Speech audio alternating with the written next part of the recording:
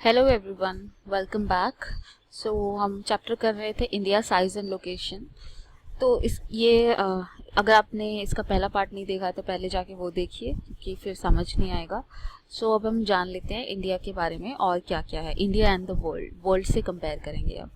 The Indian land mass is centrally located between east and west Asia.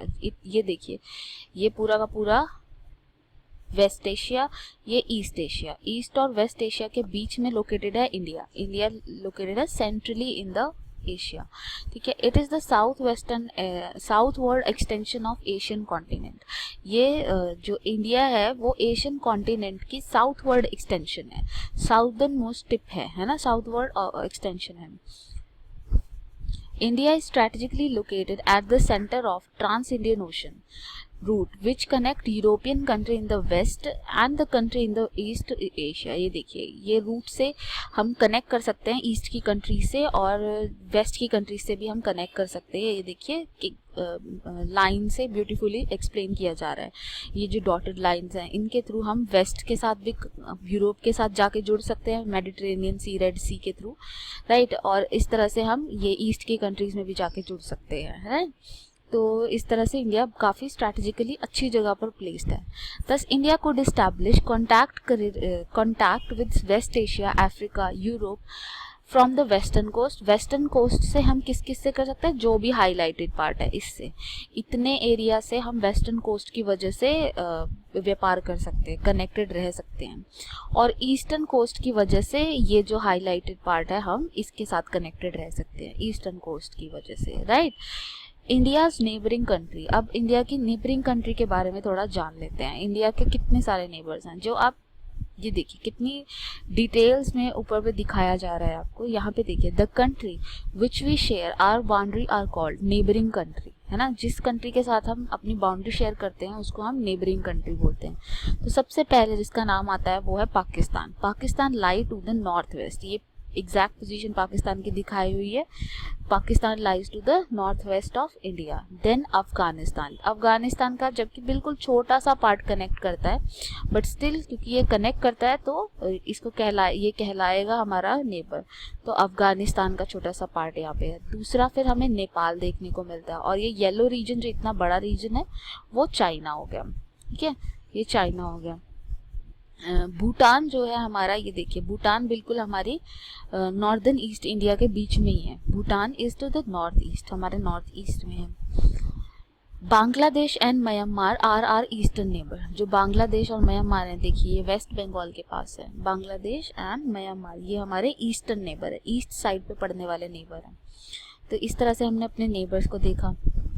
The neighbouring country which we share our boundary are called, ये तो हो गया neighbouring country. लेकिन एक country और है जो कि जिसके साथ हम मतलब समुद्र के थ्रू हम उसके नेबर हैं। समुद्र लैंड बाउंड्री तो उसके साथ कनेक्ट नहीं होती है, बट समुद्र के थ्रू हम उसके नेबर हैं। कौन है वो है श्रीलंका एंड मालदीव्स। श्रीलंका एंड मालदीव्स दो ऐसी कंट्रीज हैं जो हमारे नेबर हैं। Sri Lanka is separated from India by पाक स्ट्रेट। ये जो बीच में डिफरेंस दिख रहा है आपको, पाक स्ट्रेट, इंडिया और श्रीलंका के बीच में क्या है, पाक स्ट्रेट है, ठीक है।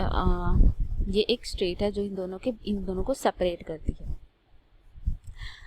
तो इस तरह से हमने हर कंट्री के लिए बता दिया कौन सी कहाँ पर है। अगर आप लिखना चाहते हैं तो आप इसे पॉज करके लिख भी सकते हैं।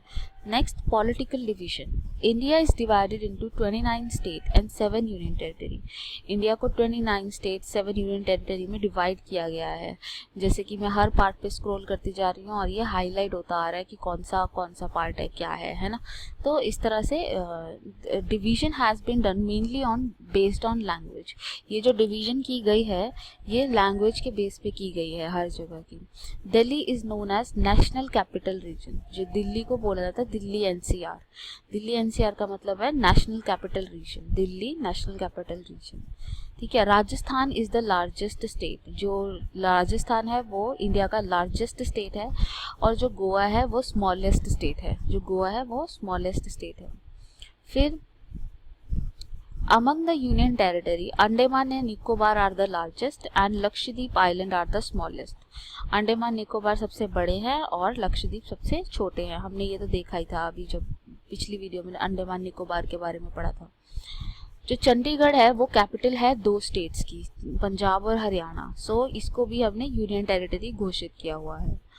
जो north eastern state of India हैं, उन जो ये 7 स्टेट हैं, अरुणाचल प्रदेश, नागालैंड, मणिपुर, मिजोरम, त्रिपुरा, मेघालय, असम, इनको हम 7 सिस्टर बोलते हैं। इन सारे 7 स्टेट्स को मिला के हम क्या बोलते हैं?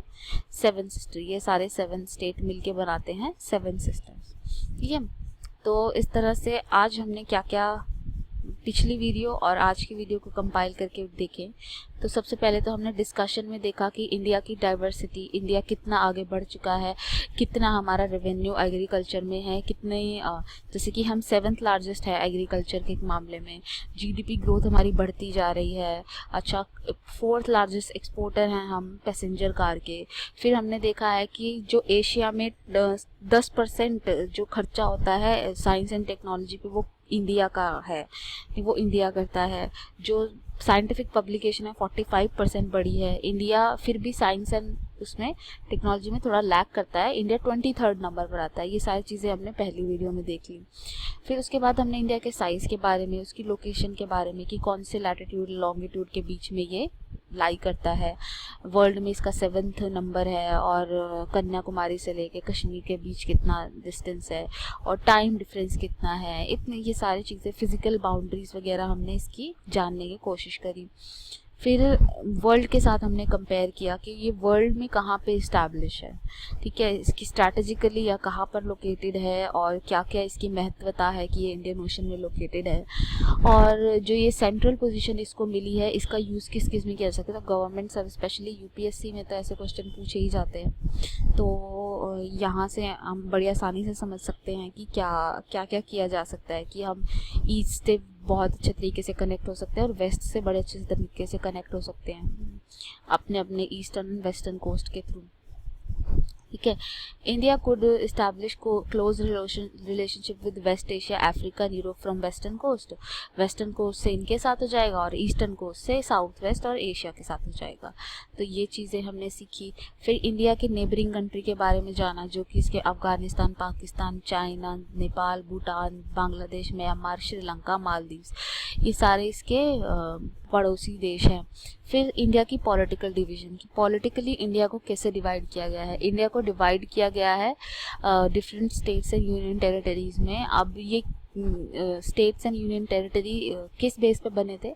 ये बने थे लैंग्वेज के बेस पे। लैंग्वेज के बेस पे यूनियन टेरिटरी और स्टेट्स को बनाया गया है। राजस्थान सबसे बड़ा है, गोवा सबसे छोटा है, अंडमान निकोबार और लक्षद्वीप में लक्षद्वीप सबसे छोटा है। तो ये सारी चीज़ें हमने अभी देखी। तो अगर आपको कोई डाउट है, कुछ है, तो आप मुझे डिस्क्रिप्शन के थ्रू कॉन्टैक्ट कर सकते हैं। Thank you so much.